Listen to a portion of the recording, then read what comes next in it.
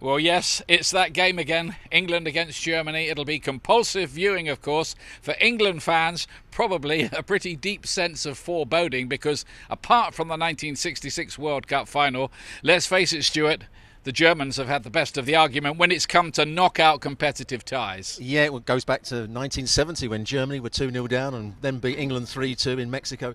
There's been some other really bad performances by England late on in games. Germany have certainly had the better of it, haven't they?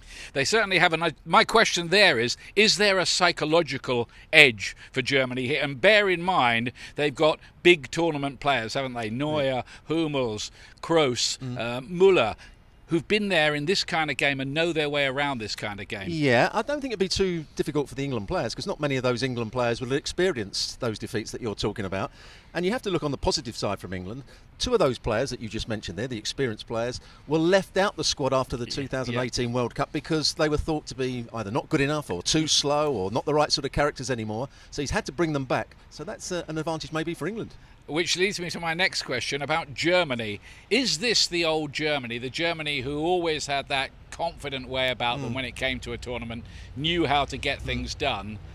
Is there a soft underbelly now, bearing in mind a couple of their performances right here in this tournament? Yeah, I think there is a soft underbelly. You look at the way they played at the 2018 World Cup when they were counter-attacked really easily. They did that against Portugal for the first goal, but then they played some great attacking football. They're a different side now. They play good attacking football. They're not so good defensively, and that's where Hummels could be a problem. Yeah, they've let in 5 goals so far. England haven't let in any. England have looked solid, but not spectacular.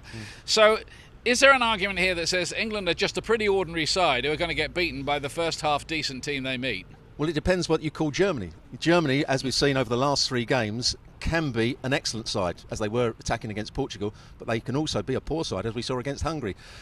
I think England are a decent side without being brilliant, but I think the game is set up for England. If they can play on the counter-attack, they could cause Germany lots of problems. It's always hard trying to predict how the coaches will pick their teams, but we reckon for England, Mason Mount, does he come back in? He's been in self-isolation. That is a big dilemma, isn't it, for Gareth Southgate? Massive, because he'd have been kept himself fit, but he wouldn't have been working with the other players. He wouldn't have been getting on the ball too much and having people up against him.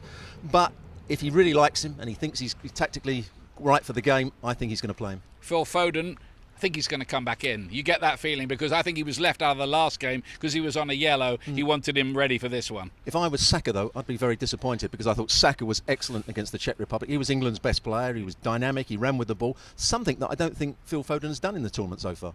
As for the Germans, they may be very tempted to play Leon Goretzka, who of course saved their life in the tournament with that goal 6 minutes from the end against Hungary. Maybe he comes in for Gundogan. We think that Thomas Müller will return as well. And Thomas Müller will be a really important player for them because he's got to go and join in with the front players, but he's also got to be that extra midfield. If England play 3 in midfield, Germany could be outnumbered if Müller doesn't get back and do his job.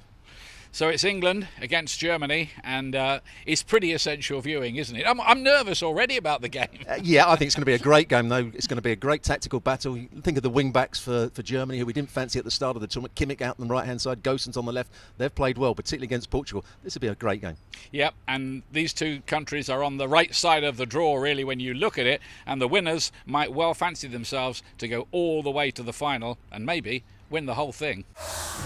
Thanks so much for watching ESPN on YouTube. And for more sports highlights and analysis, be sure to download the ESPN app. And for premium content and live streaming, subscribe to ESPN Plus.